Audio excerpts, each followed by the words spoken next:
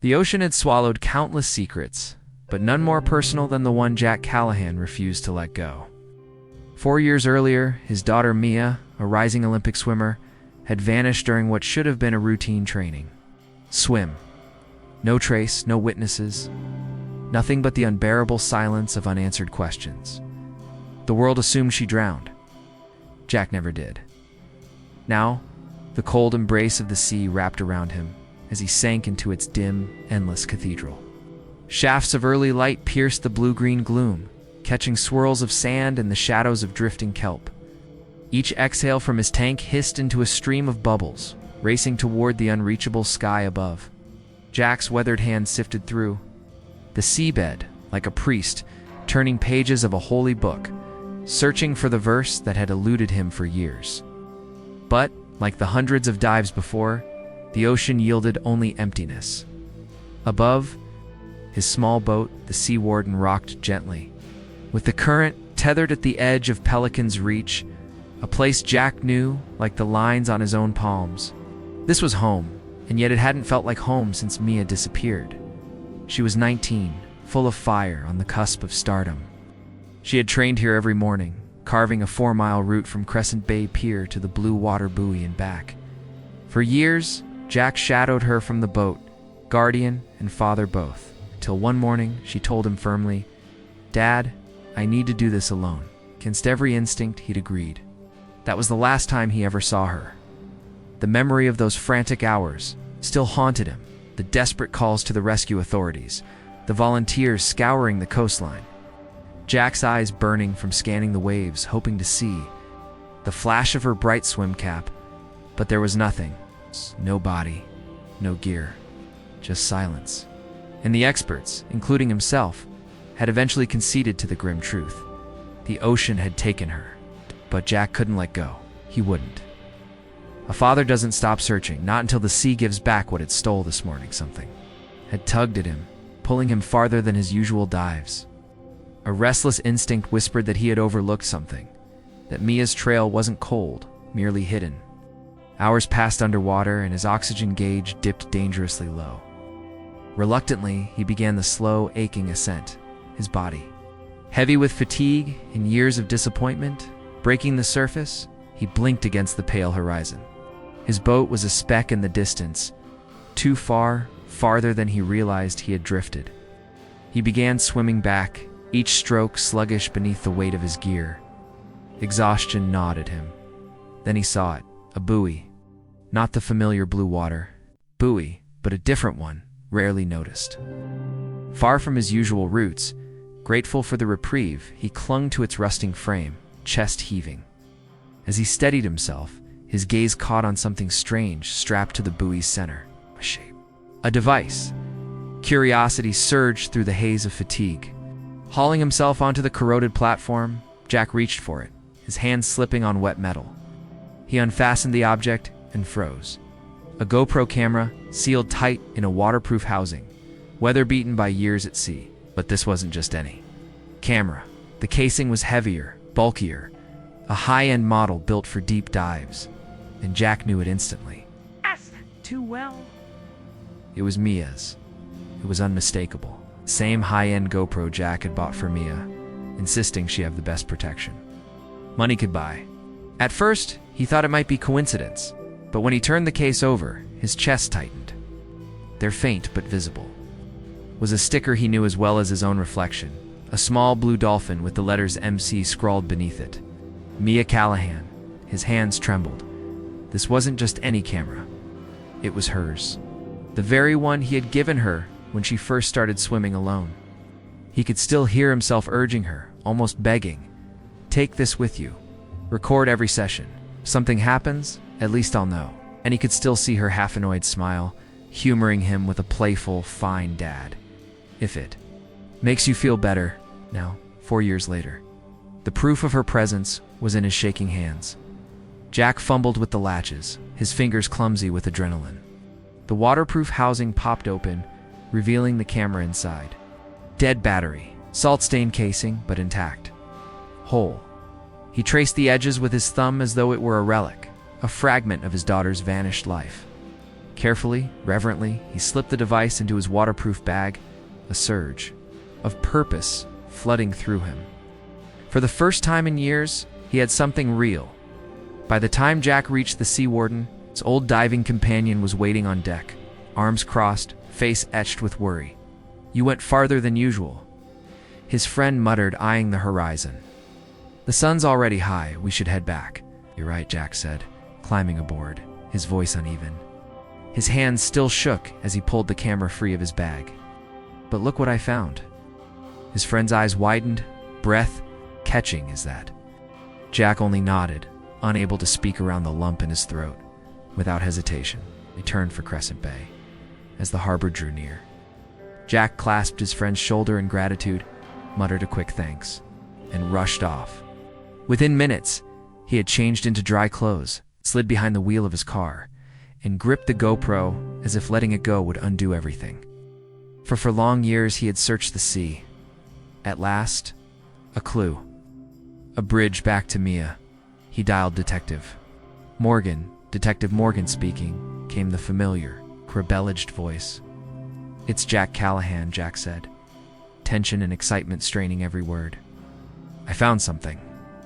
Mia's GoPro camera, strapped to a buoy miles from her route. A silence crackled on the line. Then Morgan's voice low with disbelief. "You found her camera? After all this time? And if the memory card survived? It could show us what happened to her that day."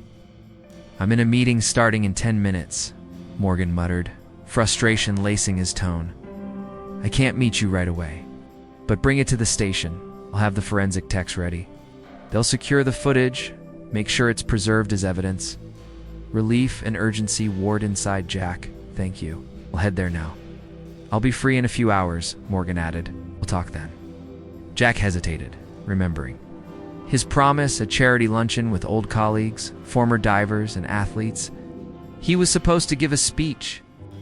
"I can cancel," he offered quickly. "Say I had to rush to the station." "No need," Morgan interrupted firmly. "Just drop off the camera. Let the techs handle it. We'll meet afterward, depending on what's on the card." When the call ended, Jack glanced at the dashboard clock. He still had hours before the event, and 20 minutes later, he was standing in the lobby of Crescent Bay Police Station. The GoPro clutched so tightly his knuckles whitened. "Mr. Callahan," the officer at the desk greeted, recognizing him instantly. Detective Morgan called. "Ahead. Right this way." He was ushered into a small tech lab humming with machines. A man in his 30s swiveled in his chair and stood to shake his hand. "You must be Jack Callahan," he said. "I'm Ethan Parker, forensic analyst." "Detective Morgan briefed me, said you found something important." Jack set the camera down gently, as though it might shatter. "It belonged to my daughter Mia. She had disappeared 4 years ago while training for the Olympics. I found it strapped to a buoy miles offshore." Parker nodded gravely. "Let's see what we're dealing with." Methodical, precise. He photographed the camera, then carefully pried out the swollen battery and the memory card. He held the card up under a magnifier. No major corrosion. It's a good sign. Jack leaned in, every nerve in his body coiled tight. Asterisk Parker slid the card into a specialized reader, fingers flying across his keyboard. "We'll make a forensic copy first. Preserve the original. Then we'll see what's on it." Pulse thundered in his ears as the files began transferring to the screen. For years of searching, and now, perhaps the truth was seconds away. Minutes ticked by as the files loaded. Finally, Ethan clicked the first video. The screen flickered, and then Mia's face filled the monitor. Jack's knees nearly gave way. She was alive, vibrant. Smiling, her wet hair clung to her temples as she adjusted the camera strap to the buoy. Testing, she said, her voice muffled by the wind, but still unmistakable. His daughter's voice. "Perfect spot to capture my training today." Jack swallowed hard, his throat burning as though no air reached his lungs. The footage showed Mia securing the GoPro in place, adjusting the angle so it framed her swim route. She looked so full of energy, so herself. The next clip showed her, bobbing in the water beside the buoy, speaking directly to the lens. "Day 42 of Olympic training," she panted lightly. Coach says my endurance is improving, but my turns still need work. She sighed, her expression sobering. Sometimes I wonder if I'm cut out for this. The pressure's insane, nowhere near the level of the best swimmers. I even make it to the games? Will I just embarrass myself? Asterisk Jack's throat tightened painfully. He'd never known she carried these doubts. To him, she had been unshakable. Then, mid-sentence, Mia glanced to the side, startled. "Oh, hello," she called, her tone shifting. A young man swam into frame. His face was blurred by droplets on the lens, the buoy's angle capturing only the top of his head, eyes, wet hair, the curve of a cheek, but nothing fully clear. Asterisk, "Hey there," the stranger said with casual friendliness. "Didn't expect anyone else this far out." "Just training," Mia replied easily. "I'm Mia Martin." "You're really pushing it," he remarked, treading water. "Way out here alone?" "I'm training for the Olympics," she answered almost proudly. "Open water swimming." Eyebrows rose in surprise. "No way. That's incredible. You going to be famous?" Mia laughed, a sound that cut through Jack like glass.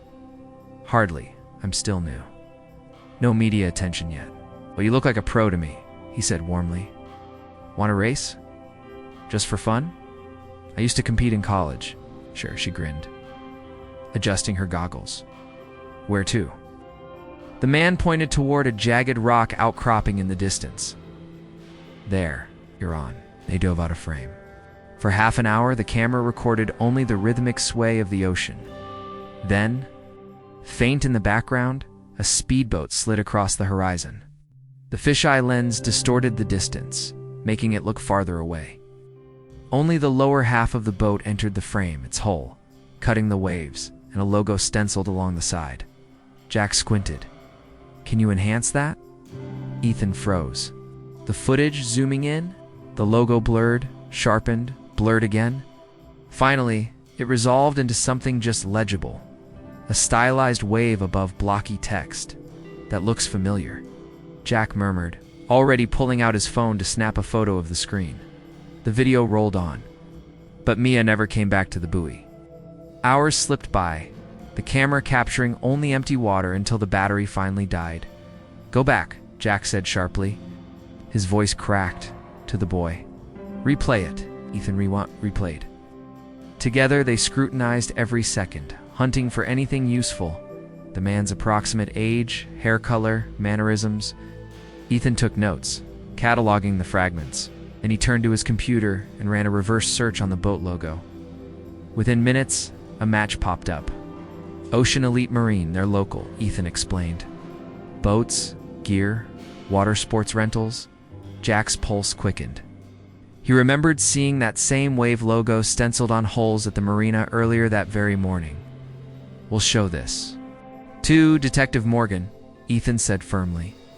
"Investigate both the company and this Martin. I'll also work on a facial composite using what we can." Jack exhaled shakily, torn between hope and dread. "Thank you, please. Keep me updated." He glanced at his watch. Time had slipped through his fingers. He had to go. As Jack left the station, the weight of the discovery pressed against him. For 4 long years, there had been nothing now, a fragile thread, and he wasn't about to let it break. The sports center was alive with motion when he arrived. Olympic banners hung from the rafters. The temps of chlorine wafted from the adjacent pool. Volunteers in matching shirts hustled through the event hall. At the front, a stage gleamed beneath the spotlights. An organizer hurried to him.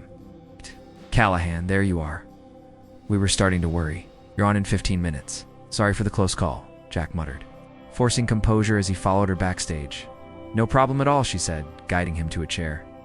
"Just a quick touch-up before you go on." Makeup brushed over his face, minimal, just enough for the stage lights. Jack nodded absently, his mind light years away. Not on the speech he'd written, but on Mia's laughter echoing from the screen. On the mysterious young man who called himself Martin. On the boat with the wave logo drifting across the horizon. 5 minutes, Mr. Callahan, the organizer said, handing him a water bottle. When the curtain drew back, polite applause rose. Jack stepped into the glow of the stage lights, his prepared words buried under the pounding of his heart. The audience that day was mostly made up of familiar faces, former swimmers, coaches, and longtime supporters of the Crescent Bay aquatic community. Every person in that hall carried the same unspoken weight. They all knew about Mia. Her disappearance had scarred the town, a wound that never quite healed. It never caught the nation's attention, but here it was. Lore whispered in locker rooms and over pool decks. The official report said she had drowned during a solo open water session, a tragic accident. Not unheard of even for the most seasoned athletes. Jack cleared his throat and stepped up to the microphone, his words steady. Though his chest felt tight, he spoke about water safety, resilience, and the fire that young athletes carried, the very fire that had defined his daughter. The crowd leaned in, nodding at his words, clapping at the right beats. When he stepped down, the applause thundered. Echoing off the walls like waves breaking on shore, he joined his old swim buddies at a nearby tablemen who had once been his rivals in the pool and were now lifelong friends. They slapped his back and slid over a chair. "Great speech, Jack," Tom said with a grin. Tom had been an Olympic hopeful once, training alongside Jack decades ago. "Thanks," Jack muttered, taking a sip of water. But his mind was elsewhere, still tangled in what the day had revealed. He leaned closer, lowering his voice. "Something happened this morning. I found Mia's GoPro." The table stilled. "After 4 years?" Mike blurted, disbelief etched across his face. Jack nodded grimly. It was strapped to a buoy, far out from her usual route. It had footage from the day she vanished. He pulled out his phone and slid it across the table, showing them the grainy shot of the boat logo. Tom squinted at it, his brows furrowing. "That's Ocean Elite Marine. They sponsor the Olympic program now. Didn't exist when we were competing. It's popped up about 7 years ago." "Do you know much about them?" Jack pressed. "Just that they're generous," Tom said. "They supply boats, gear, transport? They've got a booth here, actually." He gestured across the room. Jack followed his gaze. Against the far wall stood a polished display with the Ocean Elite logo gleaming under the lights. 2 men manned the booth, polo shirts crisp and smiles rehearsed. "I need to talk to them," Jack said, standing abruptly. His friends exchanged worried looks, but none tried to stop him. He approached the booth, schooling his face into calm despite the pounding in his chest. "Afternoon," the older rep greeted warmly. "Interested in our watercraft?" "Actually," Jack said evenly. "I'm curious about your sponsorship program. Olympic athletes, right?" "That's right." Younger one chimed in, eager, almost too eager. "We provide resources to athletes who need them, boats, training, support, travel. It's part of our mission." "Admirable," Jack said, carefully. Then, after a pause, "Do either of you know someone named Martin?" The men exchanged the briefest of glances, quick, sharp, and telling. Their smiles dimmed. "Martin?" the older one repeated slowly. "There could be several. Do you have a last name?" Jack shook his head, then decided to gamble. He slid his phone from his pocket and held out the photo of the boat with their logo. "This vessel? I'm trying to trace it. And possibly a young man named Martin who may have used it." The shift was instant. Both men stiffened, their polished ease crumbling into unease. "Hard to say," the younger one stammered. "We've got a large fleet." The older man stepped in quickly. "For specifics, you'll want to speak to the marina staff. We're just here handling marketing." Jack offered a polite nod and walked away. But when he glanced back, his suspicions hardened. The younger rep had slipped to the side, phone pressed tight against his ear, his face tight with agitation. A hand raked through his hair.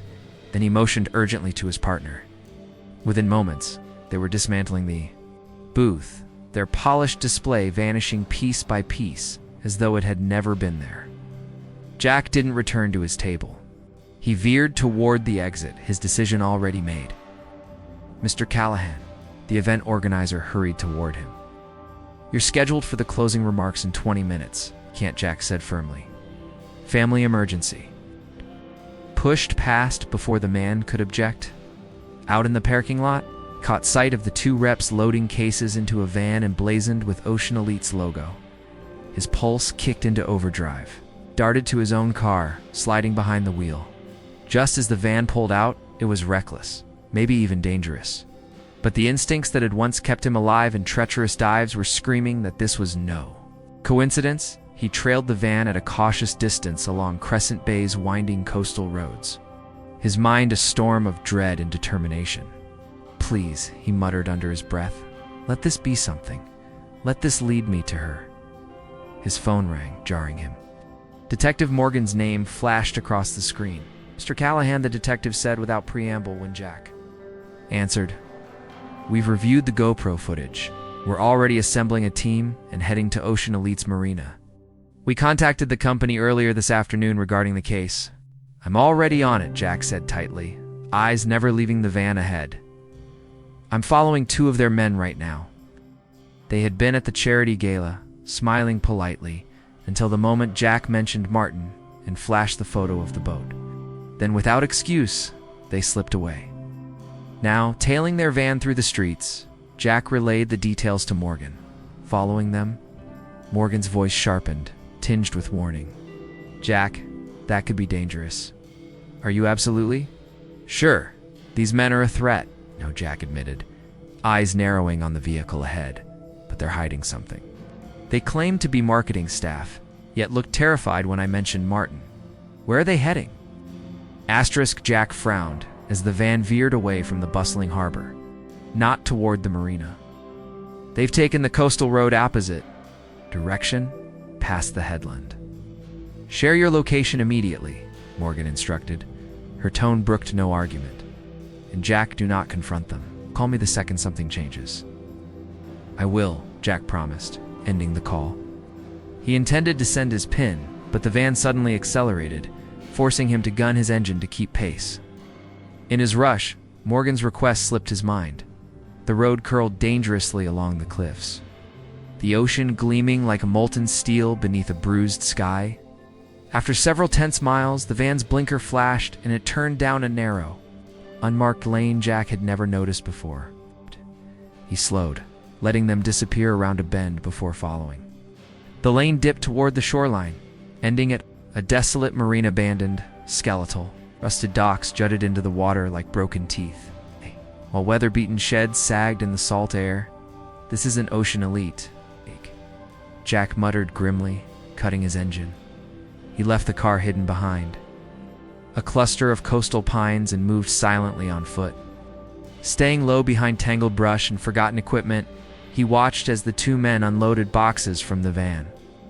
3 others awaited them on the dock. Jack crept closer, heart hammering. A low thrum rose across the water, and slicing through the waves, a speedboat appeared, predatory. It docked sharply, and 3 men stepped off with faces hard as granite. "We need to move quickly," one of them snapped. "Secure the area. The boss is waiting on the yacht stand. He's not happy." Jack darted behind a stack of rusted fuel. Barrels then wriggled beneath a moldy tarpaulin covering discarded boat parts. "That!" Breath shallow, he froze as 2 armed men began patrolling. One passed close enough for Jack to smell the tobacco on his jacket. Moments later, the sound of another engine drew near. A second vehicle. Doors slammed. Voices. Then Jack's blood ran cold. The muffled cries of women. "Get in the boat." A man barked, heads down. Not a word. "Please," one of the women pleaded, voice trembling. "We did everything you asked. Shut up and move." Footsteps echoed along the dock, then the roar of an engine as the speedboat surged away. Into the night. Jack's chest ached with the urge to look what if Mia was among them. But with guards still pacing, to move would mean suicide. Instead, he listened. 2 men lingered nearby, voices hushed but urgent. "How did this blow up?" one muttered. "No clue," the other hissed. "They were safe for 4 years. Then cops start sniffing around. Maybe someone talked. The boss is losing its az. If we don't fix this, we'll end up like last year's crew." Bottom of the channel. Their footsteps receded. An engine started. Silence fell as the van pulled away into the night. Jack uncurled from his hiding, placed legs trembling. He stepped onto the rotting dock and stared into the black horizon where the boat had vanished. His worst fears were no longer shadows, they were truth. Mia hadn't drowned, she'd been taken. And for 4 long years, she might have been alive, imprisoned. With shaking hands, he fumbled out his phone. Jack Morgan's voice was taut. "Why didn't you send your location?" "I'm at an abandoned marina," Jack said quickly, words spilling. 10 miles north of Crescent Bay, past the headland, down an unmarked road. I just witnessed what I believe is a human trafficking operation. Ocean Elite Marine is involved. There was silence on the line, sharp as a blade. "Human trafficking," Morgan repeated. "Yes," Jack said, voice breaking with urgency. "I heard them talking about girls they've kept hidden for 4 years, the exact time Mia's been gone. I saw a boat full of women taken offshore." Jack's voice cracked. "I think my daughter might be one of them." "Stay where you are," Morgan ordered sharply. "We'll send units to your location immediately." "No," Jack cut in, his tone suddenly steely. "Don't come here. There's nothing left to find. We need to follow that boat. Heading back to the main marina now. Meet me there with every vessel you can get your hands on. I know these waters, I can help track them." A brief silence followed, heavy with tension.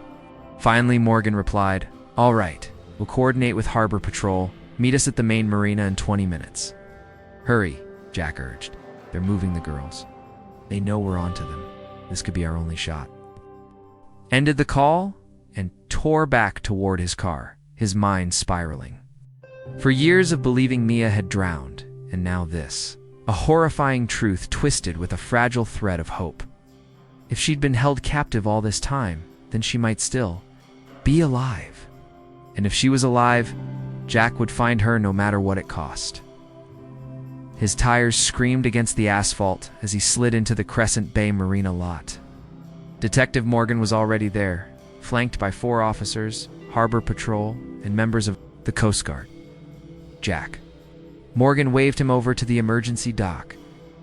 2 police boats and a massive Coast Guard cutter were being prepped for launch. Jack sprinted to them, adrenaline burning through his veins. "They're moving them too. A yacht offshore." I heard one of them say, "The boss is waiting on the yacht." Morgan's jaw tightened. "We've got Marine units mobilized and a helicopter en route. Harbor Patrol has eyes on the boat you described." Patrol officer stepped forward, tablet glowing. "Last ping shows the vessel heading southeast, about 7 miles offshore. At its current speed, it's likely making for the Channel Islands."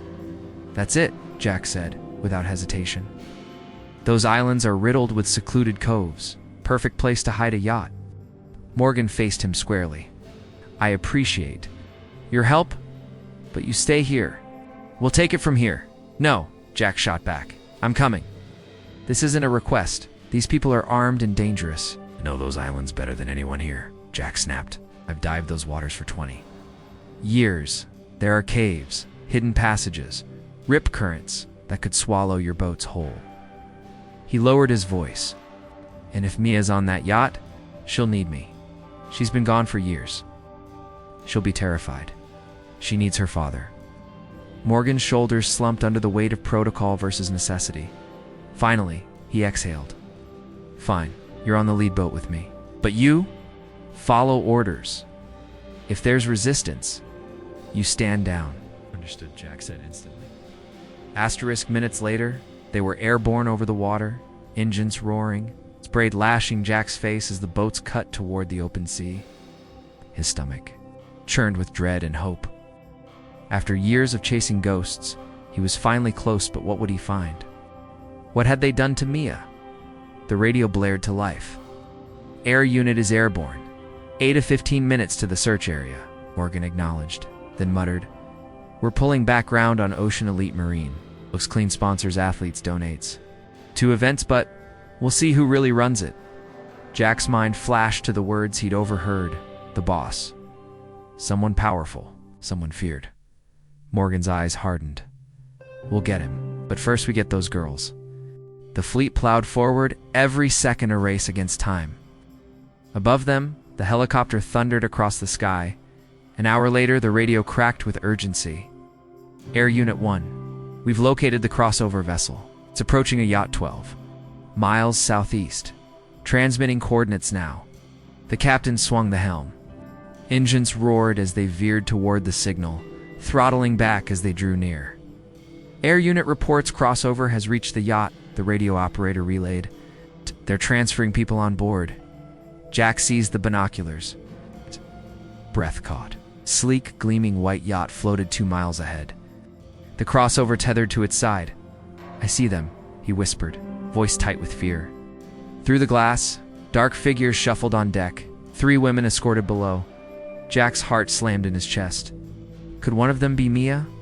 Asterisk Morgan's voice snapped through the radio. All units, maintain stealth speed. No sudden moves. Not until we're close. The tactical team loaded gear, rifles checked, come secured. The air thickened with anticipation, and Jack's fists clenched on the railing. Braced himself for the moment that might give him his daughter back, or shatter him forever. One officer was already strapped into diving gear, poised to plunge into the water at a moment's notice. Air Unit 1 reports movement on the yacht. The radio crackled.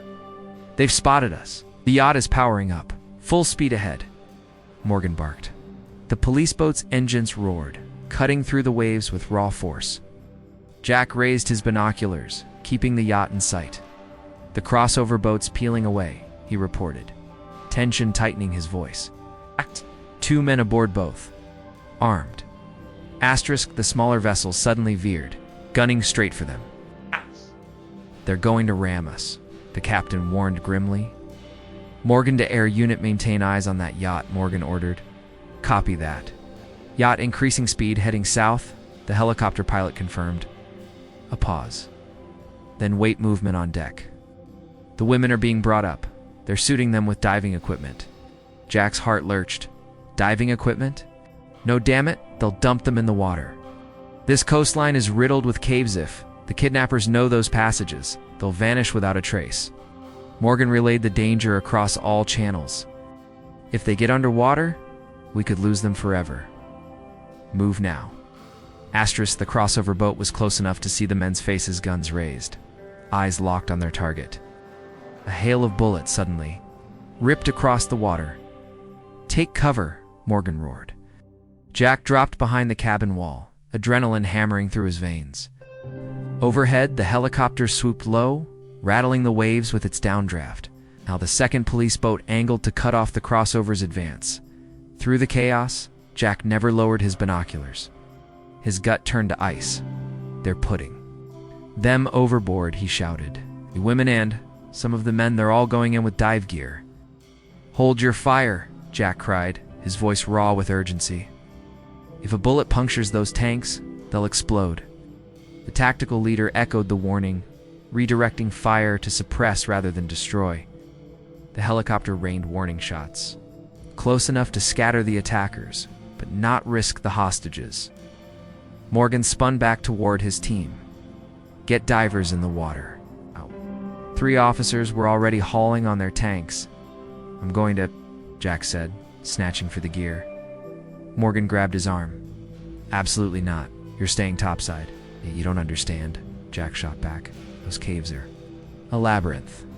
Your men don't know them, but I do. If Mia's taken down there, you'll never find her." "I might." Before Morgan could answer, more gunfire erupted, forcing everyone flat against the deck. The helicopter strafed the water near the crossover, driving it off course.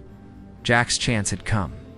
While every eye was locked on the firefight, he snatched a mask, fins, and a spare regulator. No tank. Not enough. But it would have to do. Without hesitation, he slipped over the side, plunging into the frigid sea. The shock slammed into his chest, but muscle memory from years of diving steadied him. He surfaced once, spotted the yacht 500 yards away, then drew in a deep lungful of air and vanished beneath the surface. "Hold on, Mia," he prayed fiercely, each stroke cutting him closer to the abyss. "I'm coming." The sea swallowed him.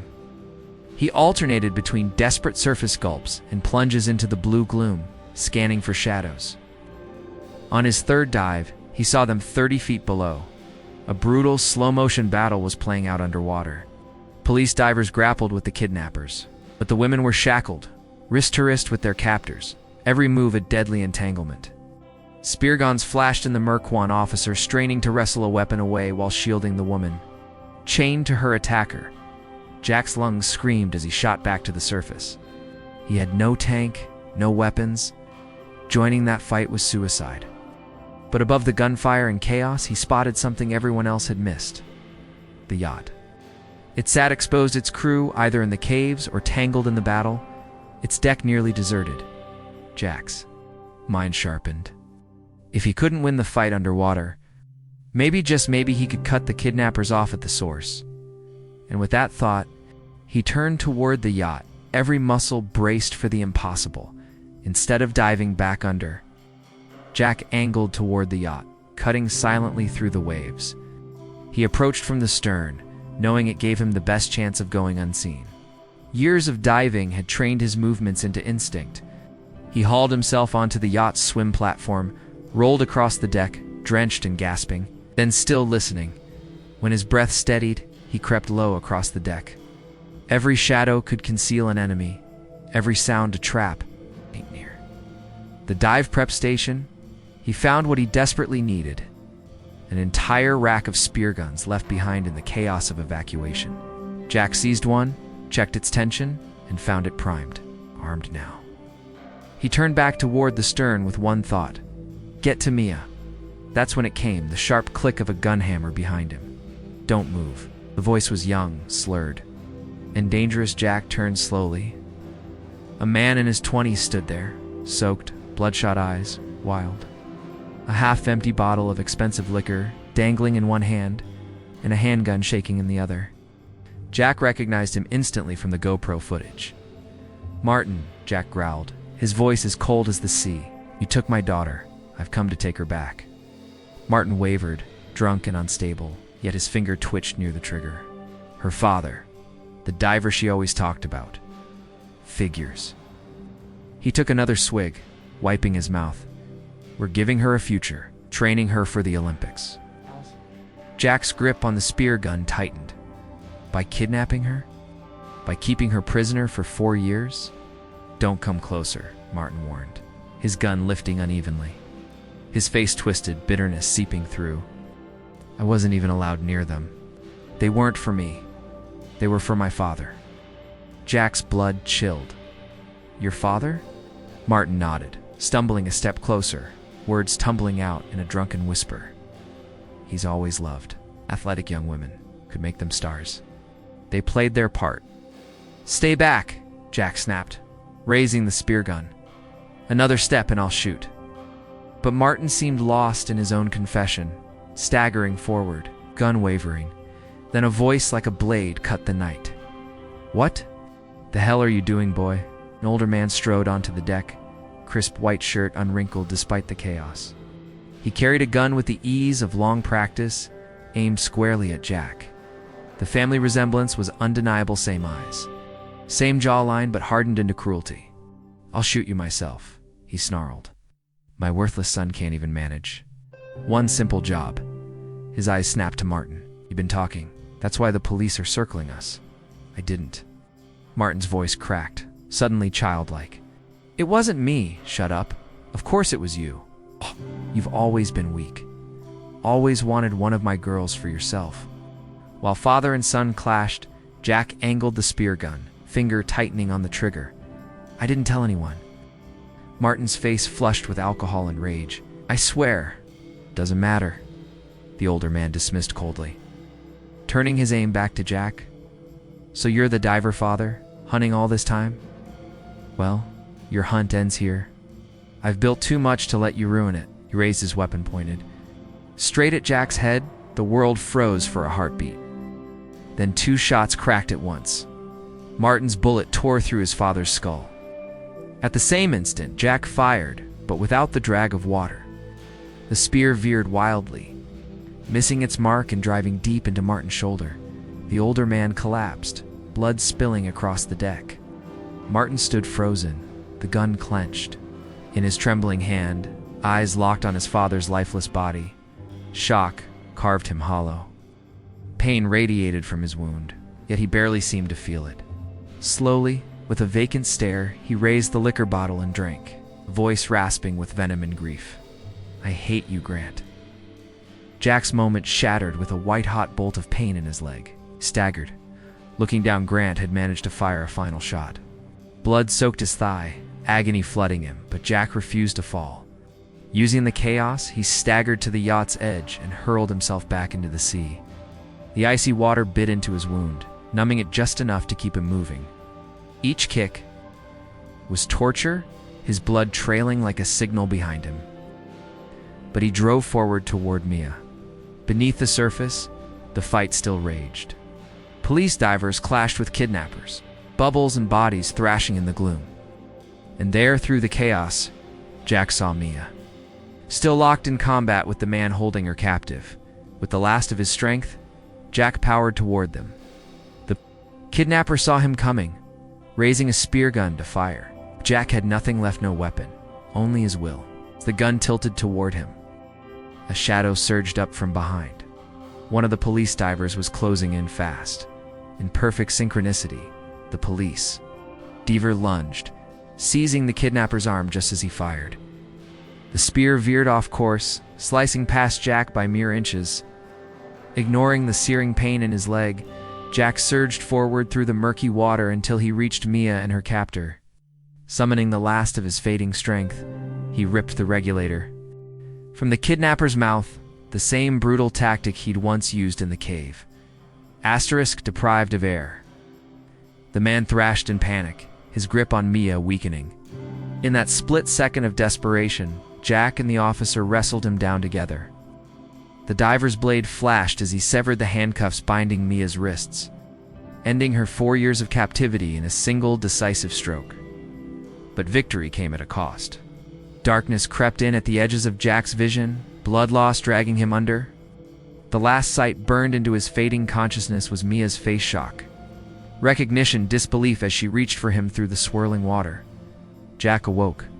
To the rhythmic beep of machines and the rocking sway of a vessel, his eyes blinked open to a wash of sterile white light. He lay strapped to a stretcher aboard a Coast Guard boat. A medic pressed hard on his bleeding leg, while another monitored his vitals. "He's conscious," a voice called. "Mr. Callahan, don't move. You've lost a dangerous amount of blood." Jack tried to rise anyway, his throat raw and voice breaking. "Mia," he rasped. "Where's my daughter, Dad?" Asterisk, the word struck him like lightning. He turned his head and saw her. Mia wrapped in a blanket over her wetsuit, her face gaunt but alive, her eyes shadowed by years of torment, yet shining with tears. She fell to her knees beside him. Jack reached for her trembling hand. "You're safe now," he whispered. Her tears spilled faster. "You found me. After all this time, you really found me." Pain silenced his reply. The medic gently pushed her back. "He needs surgery now. That bullet has to come out." Another medic ushered Mia and 2 other women aside. "We need to check you all for injuries. You've been through hell." The blonde woman shook violently, her voice cracking. Are they gone? The men who kept us?" A nearby officer gave a firm nod, neutralized. 2 went down in the firefight. The yacht captain and 3 more, including Whitmore's son, Martin, are under arrest. Relief rippled across. Their faces, the one of them, a dark-haired woman, broke down in uncontrollable sobs. Asterisk, Detective Morgan stepped forward. His expression carved from equal parts satisfaction and concern. He stopped at Jack's stretcher. "Callahan, you're either the bravest man I've ever met or the most reckless. Be both." Jack gave him a weak, grim smile. "Did you get them all?" "We believe so." Morgan's voice hardened. The operation was run by Grant Whitmore. He died aboard the yacht. Wasn't just some rich boat owner, he was the man behind Ocean Elite Marine. We're finding evidence he's been preying on female athletes for years, using his son to lure them. Promises of sponsorship, fame, Olympic dreams, ... in exchange for obedience, Jack muttered bitterly. Morgan nodded. "Exactly. The FBI's moving in now. This is bigger than we thought." His gaze shifted to Mia. "Miss Callahan, I know this is difficult. Just tell us what you can for now. The rest can wait until you're treated." Mia glanced at her father, grounding herself in his presence. Her voice was steady, though her hands shook. It began that morning at the buoy, she said quietly. I was training like always. Martin appeared out of nowhere. He seemed friendly, just another swimmer. We raced toward Pelican's Reach. On the way back, he offered me a ride to Crescent Bay. I was exhausted. I said yes. Her throat tightened. I left my GoPro behind. Didn't even think twice. Martin seemed normal, harmless. I had no idea. Jack's grip on her hand tightened, urging her onward. They didn't take me home. They drove me to Whitmore's estate. They drugged me. When I woke, I was locked in a room with Anna and Lily. She gestured to the women nearby. Whitmore told me he could make my Olympic dreams real. He had money, coaches, connections. All I had to do was obey. Her eyes hardened. When I refused, he threatened to destroy you, Dad. He knew everything, our home, your company, even your dive schedules. Promised your life would unravel, accident by accident, until you drowned. But Jack's insides twisted with fury, but he kept his face calm. So I stopped resisting. Mia continued, her voice trembling. We trained every day in his private lake, always guarded, always watched. He made sure we stayed in peak condition. Anna and Lily told me not to try escaping. 2 girls before me tried. They never came back. The other women nodded silently, tears sliding down their cheeks. Today was the first time in months we'd been allowed on the yacht. Mia said, her voice breaking. Whitmore was furious. Someone had betrayed him to the police. He accused Martin. They fought, and then he ordered us moved again. Morgan drew a slow, grim breath. You're safe now, all of you. Statements can wait. Jack closed his eyes, Mia's hand still in his, clinging to the only truth that mattered. She was alive. The Coast Guard captain's voice cut through the hum of the engines, steady but urgent. We're approaching the harbor. Ahead, Jack. Saw flashing ambulance lights slicing through the mist, waiting like sentinels at the dock. The paramedics will take you straight to the hospital, Morgan said, crouching beside him. Once the doctors clear you, I'll need your full statement. Jack nodded, his body trembling as the adrenaline ebbed and the full weight of his injuries set in. Gun. The pain in his leg burned sharper with each passing second, gritting his teeth. He forced out the words, the sun, Martin. He admitted everything. On the yacht. Morgan's jaw tightened, but his reply was resolute. He's in custody. Between your testimony and the evidence we've pulled from that boat, neither he nor his father will ever see freedom again.